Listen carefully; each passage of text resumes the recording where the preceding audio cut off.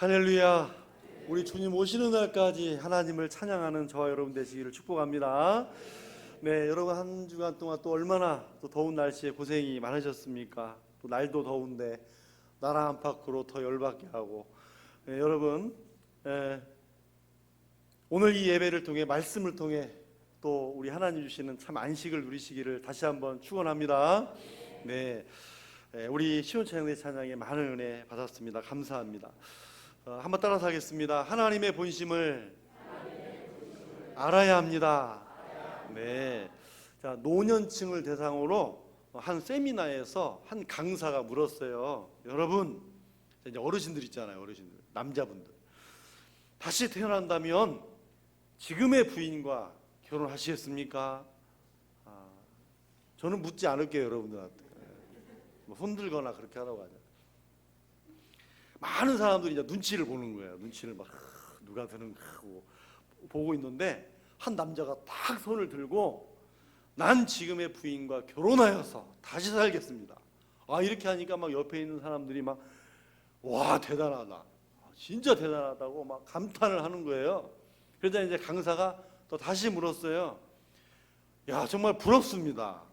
그런데 만약에 부인께서 싫다고 하시면 어떻게 하겠습니까? 그러자 이분이 기다렸다는 듯이 큰 소리로 이렇게 말했대요. 그러면 고맙죠. 그러면 고맙대. 자, 이렇게 자신의 그 본심과는 상관없이요, 이게 겉으로 본심은 따르게 있는데 겉으로 따르게 또 얘기하는 분들이 있다는 거예요. 여러분, 우리 일상적인 그 대화 가운데서도 이런 경우가 있는데 이거는 저는 잘 모르겠거든요. 근데 이런 대화가 있어요. 근데 이 말이 본심인지 한번 잘 생각해 보세요. 아내가 여보 돈 안 벌어와도 괜찮으니까 몸만 건강해. 여러분 이거 본심이에요? 이렇게 노골적으로 아니라고 말한 적은 없는데 아까 네, 그래요. 그래서 저는 본심인지 잘 모르겠어요. 그런데 막 오랜만에 만난 또 막 여자들 친구들이 막 모여가지고 오랜만에 만나서 어머 너 정말 이뻐졌다. 여러분 이거 본심이에요? 네, 저는 잘 모르겠지만 완전히 고쳐서 예뻐지지 않는 한 글쎄요 그게 본심인지 아닌지 저는 잘 모르겠습니다. 그러나 어쨌든 본심이면 좋지만 불편한 진실이죠. 불편하잖아요, 그렇죠? 자, 그런데 하나님도 본심이 있다는 거예요. 하나님도 본심이 있다. 그러나 이 본심은 분명히 진실된 마음이시겠죠. 자, 33절을 읽겠습니다. 주께서 인생으로 고생하게 하시며 근심하게 하심은 본심이 아니시로다. 자, 저 말씀을 보시면 고생하게 하신대요. 사람을 근심하게 하신대요. 그러면 고생과 근심을 하나님께서 주신다는 거예요. 희한하죠? 주신대요. 그러니까 고생과 근심의 주체가 막 뭐 사탄 마귀만 아니라 하나님도 고생과 근심을 주실 때가 있다는 거예요. 그런데 그 마음이 어떤 거예요? 예? 본심이 아니시라는 거죠. 그러니까 고생하게 하시고 근심하게 하신다라고 하는 것은 하나님의 어떤 뜻과 섭리와 목적이 있다는 거잖아요.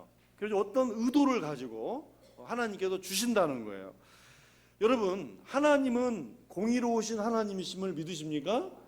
여러분, 하나님의 속성은 공의세요. 공의가 있습니다. 사랑도 있지만 공의가 있잖아요.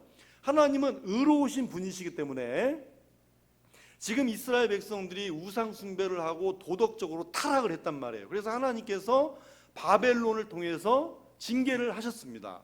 곧 이제 포로 생활이 시작이 되는 거예요. 이런 징계를 하시는 이유는 하나님이 공의로우시기 때문입니다. 그러니까 이런 징계는 왜 주냐고 그런 게 아니라 하나님의 공의로운 성품으로 필수적인 사건이에요. 왜? 하나님은 반드시 징계를 또 하시는 분이에요. 피할 수가 없는 거예요. 그러나 징계는 하실지라도 이 고생과 근심하게 하심이 본심이 아니라는 것이죠. 그래서 하나님을 오해하지 말라는 거예요. 우리가 어떤 하나님이 주시는 고생과 근심이라고 생각이 될 때는 하나님을 오해하지 말고 하나님의 본심이 아니라고 하는 거, 이것을 우리에게 가르쳐 주시는 것입니다. 그런데 사람은 어때요? 사람은 잘 모르잖아요. 그러니까 이스라엘 백성들이 지금 잿더미 속에서 불안하고 암울한 현실로 닥쳐온 지금의 이 백성들을 향해서, 이 백성들이 하나님을 향해서 그러는 거 아니에요. 하나님 어디에 계십니까? 우리 민족을 버리셨습니까? 정말 이렇게 말하는데 모르니까 그러는 거 아니에요. 모르니까 이것이 내 본심이 아니다. 예레미야를 통해서 지금 가르쳐 주시는 말씀이 오늘 이 말씀이라 하는 것입니다. 자기 백성일지라도 하나님은 깨우쳐 주십니다. 징계를 통해서도 하나님은 깨우쳐 주시는 거예요. 근데 그 깨우쳐 주시기 위해서 이런 고생과 근심도 주시는데요, 그러나 이것은 본심이 아니라는 것이죠. 오늘 이런 하나님의 본심을 우리도 알게 되기를 소망합니다. 그래야 우리 인생에 닥친 고난도 이해할 수가 있고요, 내가 한번 받은 이 구원, 얻은 이 구원의 끈을 놓치지 않고 우리가 붙들 수 있고 승리할 수가 있기 때문입니다. 자, 그렇다면 오늘 저와 여러분도 함께 알아야 될, 함께 깨달아야 될 하나님의 이 본심, 이 하나님의 본심이 뭘까요? 첫째는요, 하나님의 본심은, 따라서 하십시오, 인자와 긍휼. 네, 하나님의 진짜 본심은 인자와 긍휼입니다. 우리 32절을 읽겠습니다. 그가 비록 근심하게 하시나 그의 풍부한 인자하심에 따라 긍휼히 여기실 것임이라. 아멘. 저 말씀에서 뭐라고 그랬어요? 풍부한 인자와 긍휼이 있다라고 그러잖아요. 자, 인자라고 하는 말은 히브리어로 헤세드라는 말이에요. 헤세드. 이것을 영어 성경에 보면은 러브라는 말입니다. 여러분, 러브가 무슨 뜻인지 아시죠? 네, 사랑이잖아요, 사랑. 그런데 하나님의 헤세드와 우리가 생각하는 사랑이 다 같다면 헤세드가 무슨 의미가 있겠어요? 인자가 뭐 어떤 의미가 있겠어요? 따라서 하겠습니다. 그럼에도 불구하고. 네, 하나님의 인자, 헤세드는요, 그냥 러브가 아니라 그럼에도 불구하고 사랑하시는 사랑이에요. 어떤 조건을, 모든 조건들을 초월한 사랑이 헤세드라는 말이에요. 우리의 연약함, 우리의 죄성에도 불구하고, 네? 우리의 연약함과 죄성에도 불구하고, 그럼에도 불구하고 하나님께서 우리를 사랑하시는 사랑, 그게 인자라는 말입니다. 그런데 긍휼도 맥이 같습니다.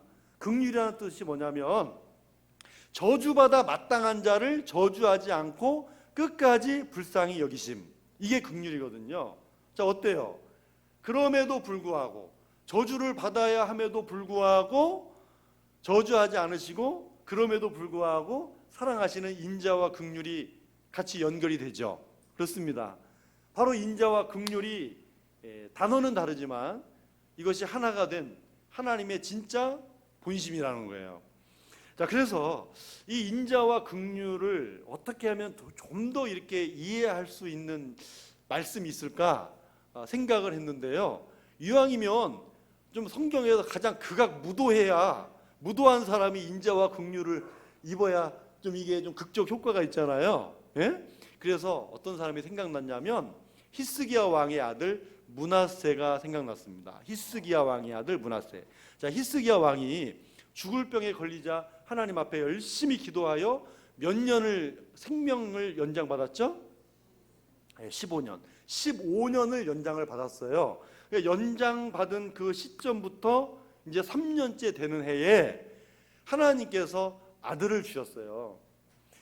자, 생명을 15년이나 연장받았으니 이것도 정말 감사해서 미칠 지경인데, 아니 3년 만에 아들까지 주셨으니 이거 굉장히 얼마나 감사하고 기쁜 일이에요. 그러면 정말 사랑하는 이 아들을 징계도 해야 할 거 아니에요. 예? 말씀에 있어요. 징계도 하지 않아요. 매도 때리지 않아요. 정말 사랑해요. 예뻐해요. 막 오냐오냐 했어요. 자, 이런 므낫세로 자라난 거죠. 잘 가르쳐야 됐는데 가르치질 않았어요. 근데 므낫세가 12살에 왕이 됩니다. 12살에 왕이 돼서 무려 55년 동안 이스라엘을 통치합니다. 여러분 이스라엘 왕 중에 제일 많이 통치한 왕이에요. 55년이. 근데 여러분 이 55년 동안 처음부터 끝까지 망나니처럼 통치한 왕입니다. 망나니처럼 통치한 왕이다. 어떻게 통치했냐면요, 아버지 히스기야 왕이 다 헐어버린 산당과 우상의 제단을 다시 쌓았어요. 심지어는 하나님의 성전 마당에다가 1월 성신의 제단을 쌓았습니다. 하나님이 가증히 여기시는 무당, 점치는 자, 신접한 자들을 가까이 했어요. 여러분 놀라지 마세요. 자기 아들을 흰놈의, 성경대로라면 흰놈의 골짜기에 있는 불 가운데로 지나가게 하였다 그랬어요. 그게 무슨 말이냐면 자기 아들을 우상 앞에 불태워서 바쳤다는 거예요. 자기의 친아들을 우상에게 불태워서 제단에 우상에게 바쳤다. 예. 여러분 놀랍지 않으세요? 뭐 내일 아니면 상관없죠. 예. 여러분 얼마나 이 참 극악무도한 일이에요. 심지어는요, 여러분 하나님의 선지자들 사람들을 얼마나 핍박을 했는지 전승에 의하면 이사야 선지자를 톱으로 켜서 죽인 것으로 전해져 있잖아요. 자, 므낫세가 55년을 이렇게 통치를 했는데 궁금한 게 있어요. 하나님은 55년 동안 도대체 무엇을 하고 계셨을까? 이런 55년 동안 통치하는 이 므낫세를 하나님은 뭘 보고 계셨을까? 여러분 우리 같으면 벌써 어떻게 했겠어요? 오도독 그러죠? 네?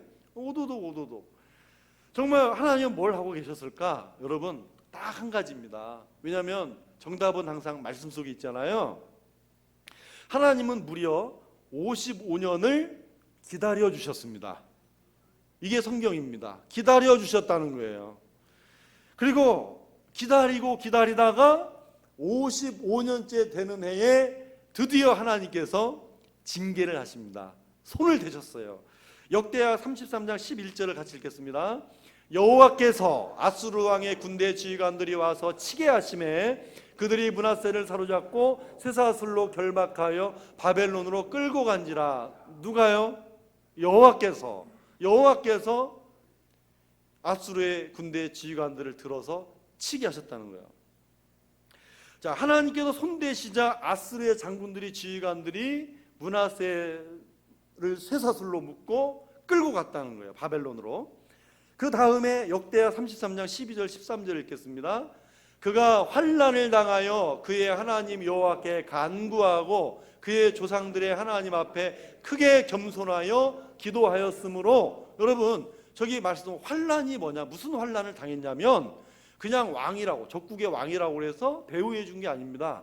쇠사슬로 끌고 가서 감옥에 가둬두고 매를 때리고 막 고문했다는 거예요. 막 고문을 하고. 그런데 그 환난으로 인해서 므낫세가 어떻게 했습니까? 하나님 여호와께 간구했는데 어떻게 간구했어요? 크게 겸손하여 기도했다라고 하는 거예요. 환난을 당하여 감옥에 갇히고 매도 맞고 고문을 당하면서 므낫세가 깨닫고 뭘 했어요? 하나님 잘못했어요. 용서해 주세요. 제가 교만했어요. 이 간구를 크게 겸손하여 기도했다는 거예요. 여러분 여기 이 말씀을 보면 깨닫는 게 있잖아요. 여러분 하나님 앞에서 최고의 겸손은요 기도인 줄 믿습니다. 하나님 앞에 최고의 겸손은 기도입니다. 자, 이것을 보면 또 깨닫는 게 있어요. 여러분 인간이 쉽게 변하지 않잖아요. 그렇죠? 인간이 쉽게 깨닫지를 못합니다. 환난을 당할 때 여러분 말 한마디 충고해서 그 사람이 변하는 거 아니더라고요. 소망이 끊어지고 환난을 당하니까 그제서야 회개하고 잘못했어요 회개하고 그제서야 하나님을 만나고 하나님 앞에 엎드리잖아요. 역대하 33장 13절 하반절 읽겠습니다. 하나님이 그의 기도를 받으시며 그의 간구를 들으시사 그가 예루살렘에 돌아와서 다시 왕위에 앉게 하심에 므낫세가 그제서야 여호와께서 하나님이신 줄 알았더라. 아멘. 하나님께서 55년 동안 기다리셨다가 저 회개 한 번에 하나님께서 마음을 돌이키셨대요. 그리고 다시 왕위에 앉게 하셨대요. 그리고 므낫세가 55년 만에 그제서야 여호와께서 하나님이신 줄을 55년 만에 알았다는 거예요. 이것이 여러분 그럼에도 불구하고 베푸시는 인자와 긍휼입니다. 우리는 우리 마음의 생각에는 정말 오도독하고 정말 용서할 수 없는 그런 므낫세일지라도 하나님은 므낫세를 통해서 오래 참고 기다리시는 인자와 긍휼을 므낫세를 통해 모델로 우리에게 보여주신 거잖아요. 여러분 이것이 하나님의 본심인 줄로 믿으시기 바랍니다. 여러분 일단 므낫세를 잊어버리더라도 이것이 하나님의 본심이고 이것이 하나님의 인자와 긍휼이다. 그것을 우리 마음에 새기면 돼요. 하나님의 본심을 알면요 오해하지 않습니다. 고생과 근심이 있어도 우리는 하나님을 오해하지 않고 하나님의 본심을 알려고 그러는 거예요. 우리가 하나님의 본심을 알면 내가 겪는 환난보다도 인자와 긍휼의 하나님이 더 크게 보이는 것입니다. 시험과 낙심에 빠지지 않는 거예요. 설령 내가 낙심한다 그래도 하나님의 본심을 아는 자는 입을 크게 열게 되어 있습니다. 저는 우리 믿음의 식구들이 하나님의 본심을 더 크게 볼 수 있기를, 그런 하나님을 만날 수 있게 되기를 축복합니다. 둘째로 하나님의 본심은요 저와 여러분에게 평안과 미래와 희망을 주시는 것입니다. 그게 하나님의 본심이다. 여러분 앞으로 이제 지금 포로 생활이 시작을 되는데요, 포로 생활이 시작되고 70년이라는 시간을 기다려야 됩니다. 그러죠? 포로 생활은 70년이라고 예레미야를 통해서 정해 놓으신 거예요. 자, 예루살렘 성벽이 무너졌잖아요. 성전이 불타버렸잖아요. 세계 최고의 강대국인 바벨론이 언제 무너질지는 아무도 모르는 거예요.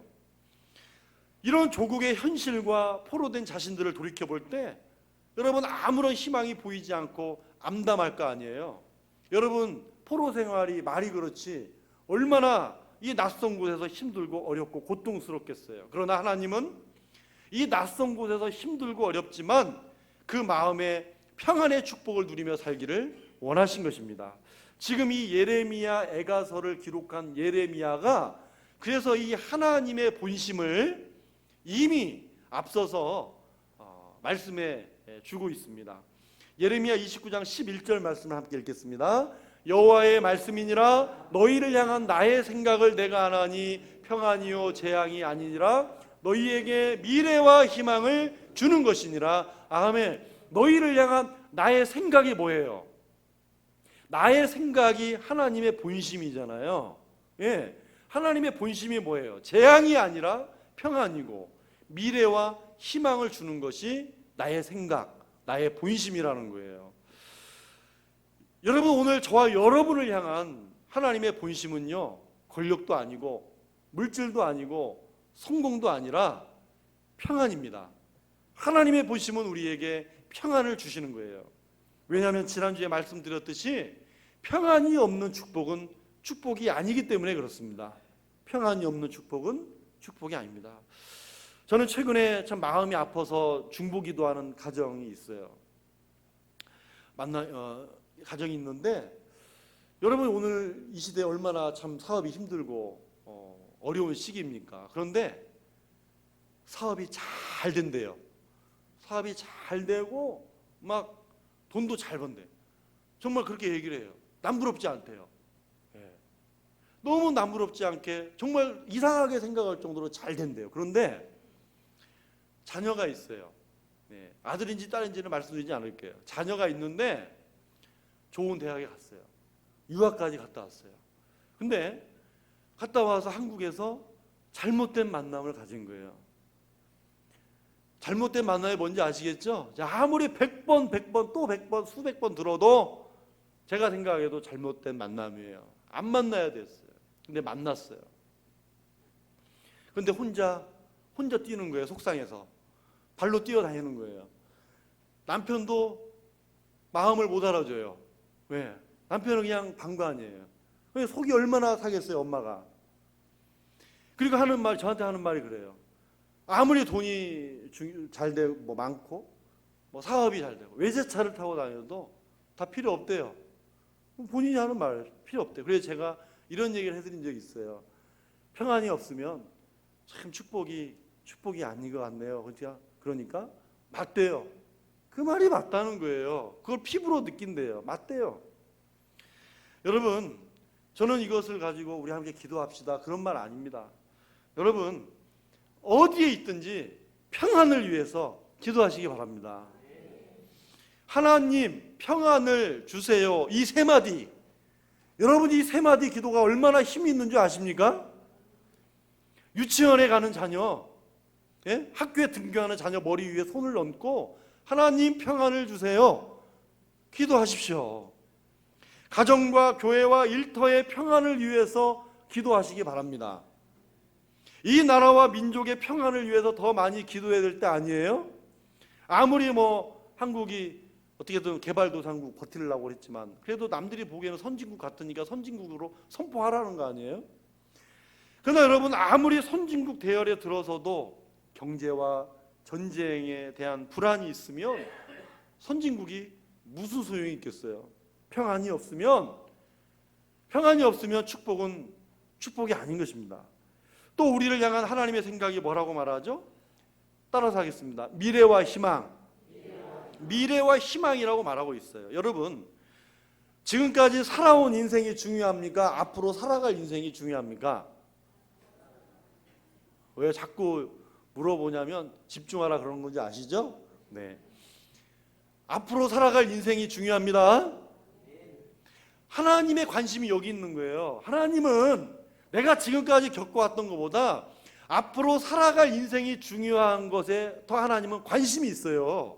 그게 하나님의 관심이에요. 본심이고. 그런데 여러분, 반대로 사탄이 있잖아요. 사탄은요, 우리의 상처나 우리의 실패를 자꾸 기억나게 하고 그것을 물어뜯고 늘어지게 하는 거예요.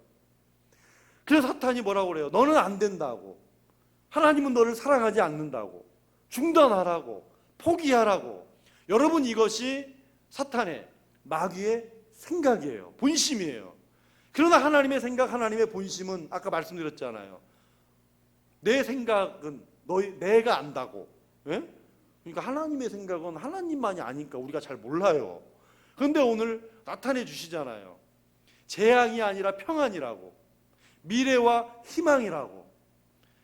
하나님의 본심은 우리가 살아온 것보다 살아가야 할 인생의 평안과 미래와 희망을 주길 원하시는 거예요. 그러니까 우리 보고 고생과 근심이 있어도 제발 나를 오해하지 말라는 거예요.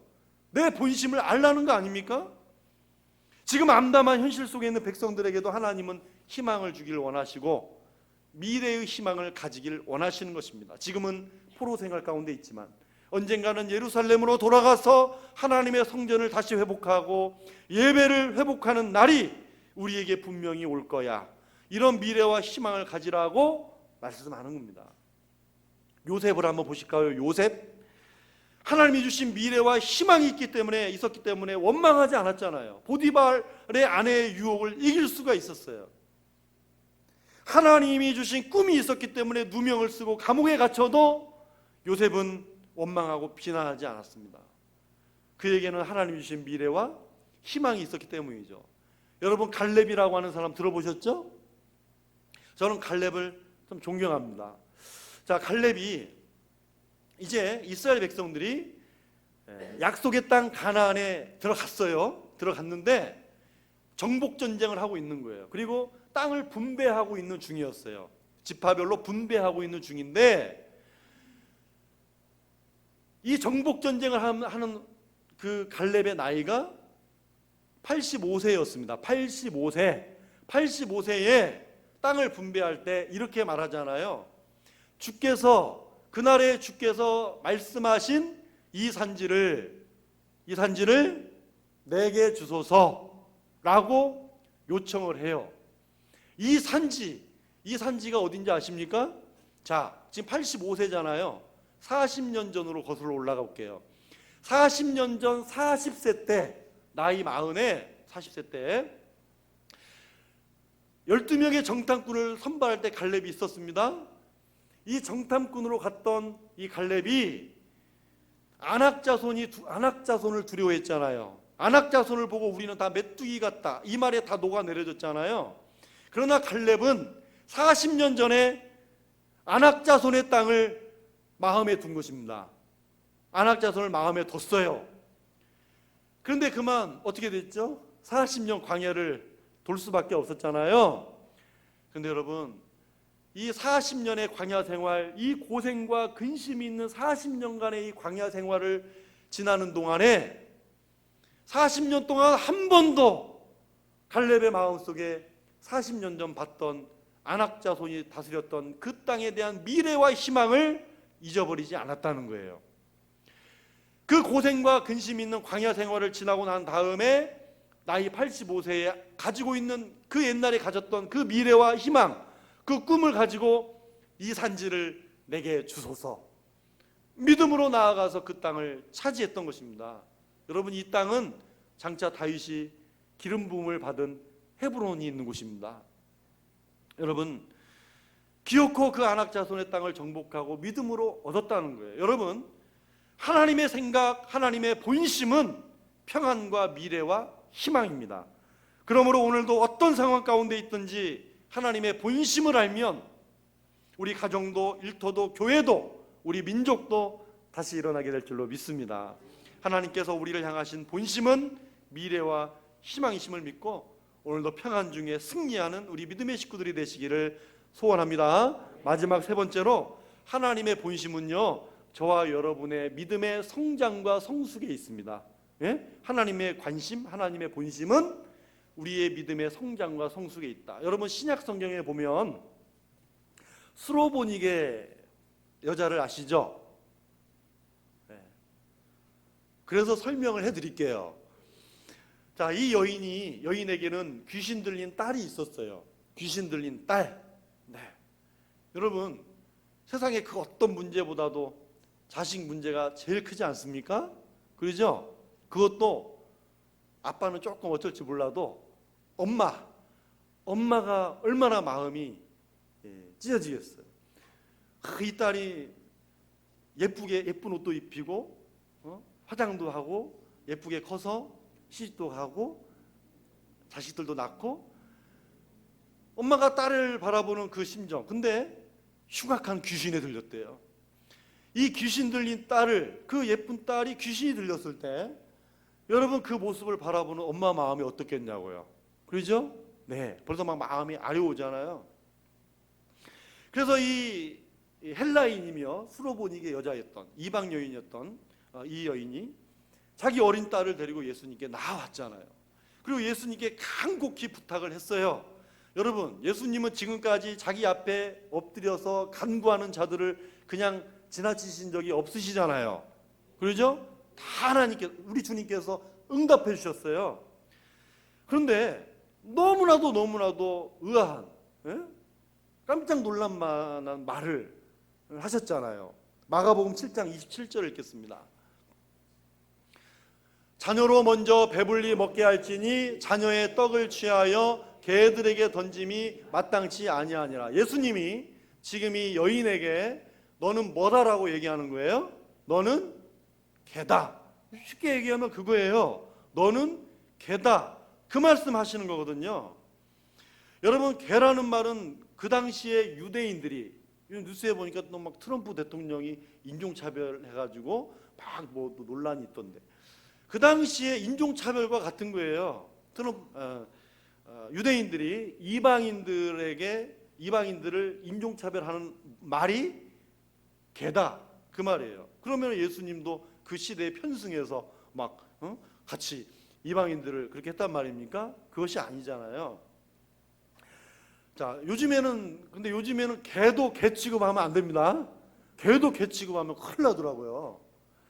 그 반가운 뉴스가 들렸잖아요. 그 실종됐던 좋은 누리, 그 양이, 그 자매가 실종됐다가 찾았는데 누가 찾았어요? 그 개 이름이 달관이. 뭐에 달관에서 달관이라고 지었는지 모르지만 그 개도 문제가 많았대요. 탈영견이었대요. 탈영견. 예. 그 훈련을 받아야 되는데 훈련이 싫어서 탈영한 개인데, 그 개를 또 잡아다가 열심히 훈련시켜가지고 사람 만들었다는 말은 그렇고 개 만드는 거예요. 개를 만드는 거야. 그러니까 그런 그 개가 있더라고. 그러니까 여러분 요즘에 개도 개 취급하면 안 돼요. 뭐 사람들 말이 너무 훌륭하다, 특진시켜야 된다, 포상 휴가를 보내줘야 된다, 또 뭐 포상 금을 줘야 되는데 포상 돈은 안 되니까 좋은 사료를 줘라, 뭐 이렇게 막 얘기를 하더라고요. 예, 정말 훌륭한 일을 했죠. 자, 그런데 여러분, 예수님이 사랑이신 예수님이잖아요. 한 번도 이런 일이 없었잖아요. 그럼 여러분 한번 거꾸로 생각해 보세요. 한 번도 이런 일이 없으신 예수님이 이렇게 하신 데에는 이유가 있다는 거예요. 그렇지 않습니까? 이유가 있다는 거죠. 즉 이렇게 표현한 것이 예수님의 본심이 아니라는 거예요. 그렇죠? 본심이 아니에요. 그러면 예수님의 본심이 뭘까요? 여러분, 예수님께서 이 여인에게 너는 개다 라고 말한 문제는요, 딱 하나예요. 자존심 문제입니다. 자존심을 깎아놓은 문제거든요. 그 문제 하나예요. 자존심을 왜 상하게 만들었을까? 예수님이 나를 믿고 신뢰할 수 있겠느냐는 거예요. 네? 네가 끝까지 나를 붙들고. 그래서 이 안에도요 굉장히 미래적인 사건이 있어요. 미래와 희망이 있어요. 여러분, 이 여인이 헬라인이에요. 이방인이에요. 이 여인이 믿음으로 굳게 서잖아요. 이 여인이 이방에 복음을 전하는 거예요. 예수님을 전하는 여인이 되는 거예요. 장차 사도 바울을 통해서 확장될 복음의 미래를 보는 거예요. 그 희망을 보는 거란 말이죠. 자, 그런 관점에서 이 말씀을 딱 보시면 이 여인의 믿음을 테스트한 거란 말이죠. 그런데 그 테스트한 이유와 정답은 항상 어디에 있다고요? 말씀에 있습니다. 성경에 있어요. 예수님은 이 여인에게 이렇게 말하잖아요. 마지막에 여자여 내 믿음이 크도다. 내 소원대로 되리라. 여러분, 믿음이 크다 작다는 믿음의 성장과 성숙을 측정하는 거 아니에요? 그렇죠? 크다 작다는 측정하는 거예요. 성장과 성숙의 양을 측정하는 말이에요. 그런데 예수님은 이 여인에게 너의 믿음이 크도다 그랬잖아요. 믿음이 성장하고 성숙돼 있다 그 말이거든요. 자, 그래서 하나님이 여러분 이 주님의 본심은 여인의 믿음의 성장과 성숙에 있다는 것이죠. 그런 의미라는 거예요. 그래서 하나님께서 내 인생을 흔드실 때는요, 때로는 내 믿음의 성장과 성숙을 위해서도 있다는 거예요. 자, 사람마다 다 달라요. 그러나 보편적으로 이런 말이에요. 뭐냐면 너는 그래도 나를 신뢰할 수 있겠니? 너는 그래도 여전히 나에게 감사할 수 있겠니? 여전히 너는 그래도 모든 사람이 너를 조롱하여도 나에게 무릎으로 나와 기도할 수 있겠니? 간구할 수 있겠니? 믿음으로 반응할 수 있겠냐? 그 믿음을 요구하신다는 것이죠. 그래서 우리가 이런 경험을 할 때는 한 가지 잊지 말아야 될 것이 있습니다. 여러분, 하나님이 나를 흔드실 때는 그냥 마구잡이로 갈 바를 알지 못하고 흔드는 게 아니라요, 나를 붙드시고 난 다음에 흔드시는 거예요. 일종의 오뚜기를 한번 생각해 보세요. 오뚜기는 아무리 흔들어도 넘어지지 않잖아요. 다시 일어나잖아요. 오뚝오뚝 일어나잖아요. 자, 중심이 있기 때문에 흔들려도 넘어지지 않는 거예요. 마찬가지예요. 하나님께서 나를 흔드실 때는요, 내 삶의 중심을 하나님께서 붙들어 주시고 흔드심을 여러분 꼭 기억하시기 바랍니다. 여러분, 푸른 풀밭, 쉴만한 물가 인도 받으시기를 원하시죠? 예, 인도 받으시기를 원하시죠? 네. 그런데 푸른 풀밭 잔잔한 그 시냇가로, 물가로 인도함을 받는 그 마지막은 미래요, 희망입니다. 우리가 그걸 미래를 받고 희망으로 받잖아요. 그런데 이것만 있다면 얼마나 좋을까요? 그렇지 않아요? 이것만 있다면 얼마나 좋을까? 그래서 시편 23편에는 푸른 풀과 쉴만한 물가로 이상적인 것을 우리에게 말씀하지 않습니다. 하나님은 사망의 음침한 골짜기와 원수가 있다라고 말씀하세요. 예? 사망의 음침한 골짜기가 있고 원수가 있대요. 그러나 여러분, 이런 것들이 우리를 흔들지라도 이것을 믿읍시다. 뭐냐면 끝까지 우리를 푸른 풀밭 쉴만한 물가로 인도하시고자 하는 하나님의 목표와 본심은 변하지 않는다는 것입니다. 반드시 그곳으로 인도하신다는 거예요.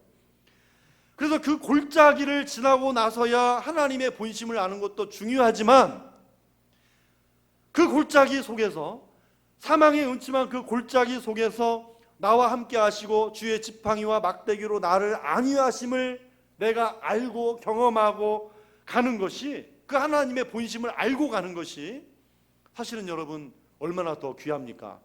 그게 더 귀하지 않아요? 사망의 음침한 골짜기와 원수들 앞에서 내 믿음이 성장하고 성숙하기 때문입니다. 이제 말씀을 마칩니다. 저와 여러분을 향한 하나님의 본심은 인자와 긍휼입니다. 하나님의 본심은 미래와 희망이요 평안입니다. 때로는 사망이 음침한 골짜기와 같이 고생도 있고 근심도 있지만 우리의 믿음의 성장과 성숙을 이루어 가시는 하나님의 코스입니다. 그러므로 하나님의 본심을 아는 자는 아무리 고통 가운데 있어도 낙심하지 않습니다. 하나님의 본심을 아는 사람은 절대로 망하지 않습니다. 오늘 우리 믿음의 식구들은 하나님의 인자와 긍휼하심을 풍성히 누리시기를 바랍니다. 하나님의 본심이 평안이며 미래의 희망이다. 하나님을 오해하지 말고 하나님의 본심을 알고 다시 한번 마음에 이 말씀 새기시면서 이번 한 주도 우리 주님이 인도하시고 또 동행하시는 그런 복된 평안의 시간들이 되시기를 주님의 이름으로 축원합니다. 기도하겠습니다. 하나님 아버지 감사합니다. 하나님의 본심을 이제 알고야 말았습니다. 오늘도 몰랐던 하나님의 본심, 하나님을 오해하지 말고 인생의 고생과 근심 속에 또 공의와 인자와 긍휼로 넘치는 우리 하나님 안에서 참으로 우리 인생의 길을 주님께 맡기고 참으로 인자와 긍휼하신 우리 하나님, 참으로 우리의 모든 것을 주관하시되 때로는 믿음의 성장과 성숙을 알기를 원하시고 또 이 속에서 우리 하나님은 우리에게 미래와 희망과 평안을 주시기를 원하시는 것이 진짜 하나님의 본심이심을 우리는 다시 한번 마음의 육비에 잘 새기면서 오늘 우리 주신 이 광야 같은 인생길 속에서도 우리 주님과 평안 가운데 동행하는 복된 우리 모두가 되게 하여 주시옵소서. 예수님의 이름으로 기도하옵나이다. 아멘.